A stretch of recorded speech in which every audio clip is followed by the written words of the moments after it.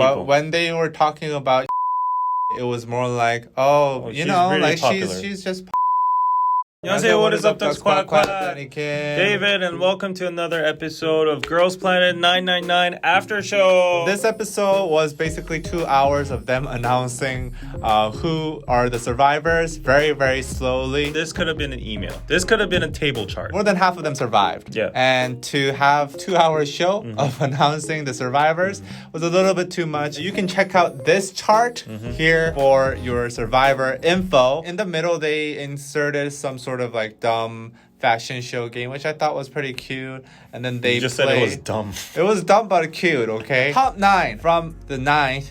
김채연, 강혜서, 차이빙, 수루이치, 사카모토 마시로, 최유진, 히카루, Shen Xiaoting, and Yurina coming in at first. Many people were quite surprised, including the contestants, that Yurina got first. I think everybody who got eliminated, I can understand why they got eliminated. Also vice versa. Everyone who got into the spots, they all... Not really. I personally think this cell system is kind of flawed in the fact that only one member has to like really shine, and then the rest can like just kind of free ride along. The 3 are in a package, but they're not like doing the performances in the groups of 3. In the mix of things, it's kind of hard to keep track of who's in what cell. Thankfully, in the next episode, apparently they're rearranging the cells. And also, it's an individual vote. Yes. So the lowest 10 people out of each country will be eliminated. So 30 people are going. That means 24 people will be left. Yes. Way easier. Now finally, I've been waiting for that. There's a lot of talk about how Shen Xiaoting got second versus Yurina. Yurina had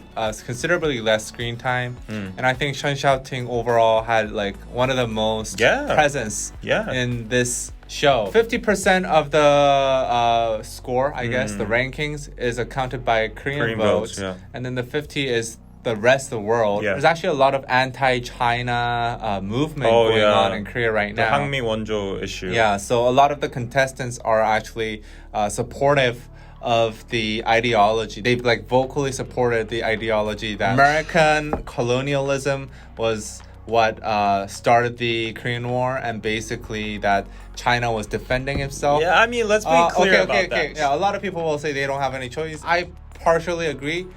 Still, that's like something that like Korean people would be. It's a disadvantage. A lot of the Chinese participants are at a pretty big disadvantage.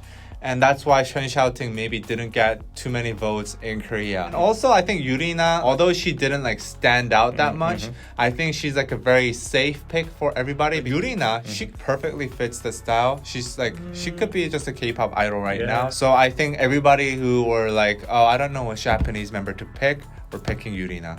Okay, so since there's like a quota for like the J group, that's why everyone went for Yurina. That makes sense. Like Hikaru is like, I don't know, like her facial expressions are maybe too much. But for Yurina, like when I see Yurina, I see like, okay, she's like a very stable, like she's good at singing. She has really good visuals.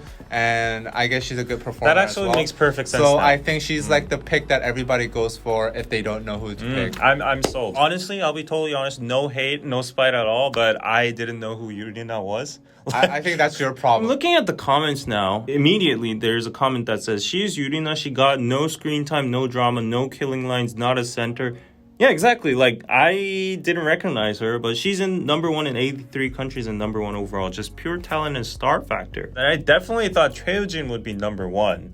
That's what a lot of other contestants thought too. And they were shocked. Like, if you saw their reactions, they were like, Cheojin's number 4? Like, seriously? As for the rest of the members, I think it's a pretty good list. Don't know about Kim Cheon being 9. In the top 9. That was kind of shocking. But she had the moderating power when she was in that I think that really worked in her favor. That kind of went viral on communities. I saw that. Kuning Baye, we have to talk about her. She was mentioned as the possible candidate for top 4 actually by a lot of the contestants. Some people even thought she was going to get first. It was surprising that she didn't get in the top 9. But at the same time, I think that was good for her because I also feel like she would have gotten a lot of hate. She's already getting a lot of hate.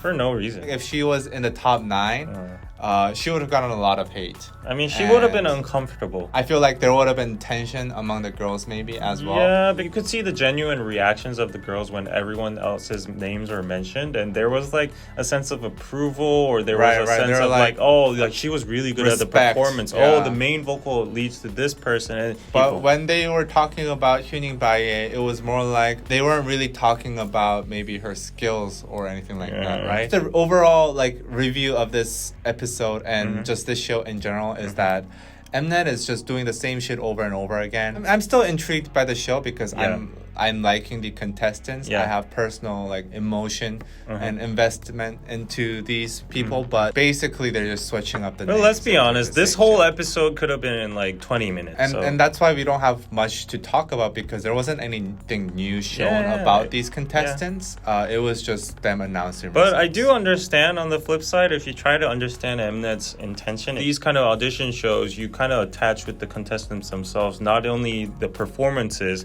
but with their personalities and every little detail. Like, for example, Kim Chae-yeon moderating the situation and stuff. In a way, this episode was meaningful because, like, slowly you can see how the members are, like, the dynamics are and how their personalities are. But still,